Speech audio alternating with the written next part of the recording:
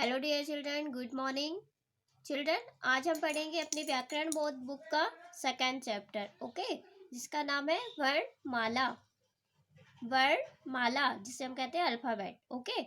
चलिए स्टार्ट करते हैं। जो कुछ भी तुम बोलो भाई, उसकी सबसे छोटी इकाई वर्ण सदा कहलाती आई, खंड न इसके होते भाई।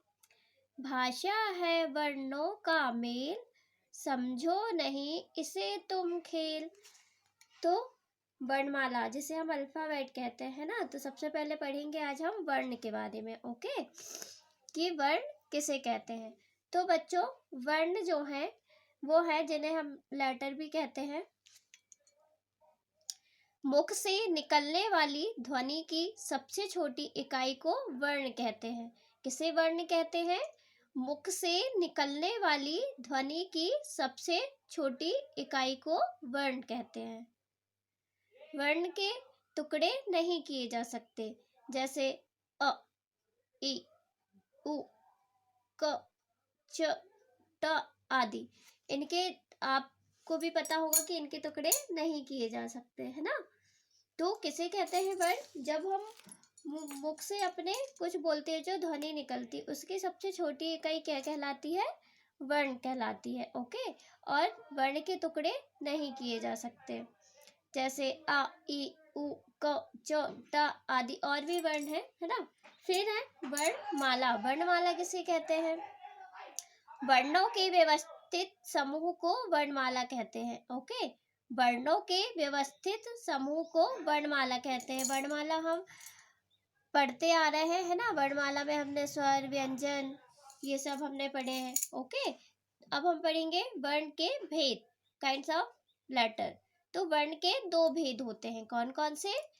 स्वर और व्यंजन। वर्ण के दो भेद हैं, कौन कौन से? स्वर, व्यंजन, जो हमने सबने अच्छे से पढ़े हैं। स्वर जिन्हें हम इंग्लिश में वॉवेल्स कहते हैं, ओके। तो स्वर किसे कहते हैं? जिस वर्ण के बोलने में किसी दूसरे वर्ण की सहायता न लेनी पड़े। जिस वर्ण के बोलने में किसी दूसरे वर्ण की सहायता न लेनी पड़े, उसे स्वर कहते हैं। तो बच्चों, स्वर किसे कहते हैं? जिस वर्ण के बोलने में किसी दूसरे वर्ण की सहायता न लेनी पड़े, उसे स्वर कहते हैं। हिंदी में 11 स्वर होते हैं। हिंदी में कितने स्वर होते हैं? 11, ओके।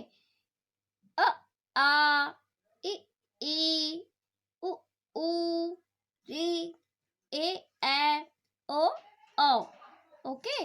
ये क्या है? ये हिंदी में जो 11 स्वर होते हैं, आ से औ तक, ओके। फिर है जो स्वर अनुस्वार हमने पढ़ा है ना।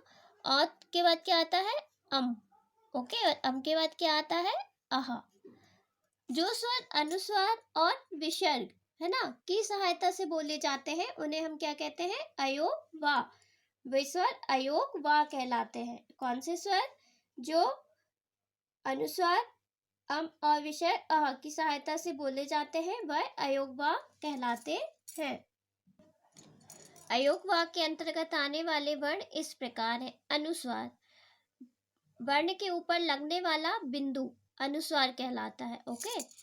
वर्ण के ऊपर लगने वाला बिंदु अनुस्वार कहलाता है, जैसे कंगा, पंजा, गंगा आदि। तो बच्चों, एक बात हम आपको बताते हैं कि जो अनुस्वार है ना, जो ये अम जिसका उच्चारण हम करते, तो इसका उच्चारण हम आधे माँ और आधे ना के रूप में भी करते हैं, ओके। माँ और ना के रूप में भी करते हैं। जैसे तो ना के रूप में कब करते हैं? जब दो अक्षरों के बीच में, ना के रूप में तब होता है जब दो अक्षरों के बीच में, है ना, लगा हुआ हो अनुस्वार, तो ना के रूप में। जैसे ये है कंग, घा, पन, जा, गंग, गा। अब हम आपको बताते हैं माँ के रूप में कब करते हैं? जब लास्ट वाले वर्ण के ऊपर अनुस्वार लगा होता है। जैसे ये लिखा हमने फ, है ना। अब इसका उच्चारण कैसे करेंगे हम? फ लम, फ ल म, है ना। और ना का उच्चारण कब होगा?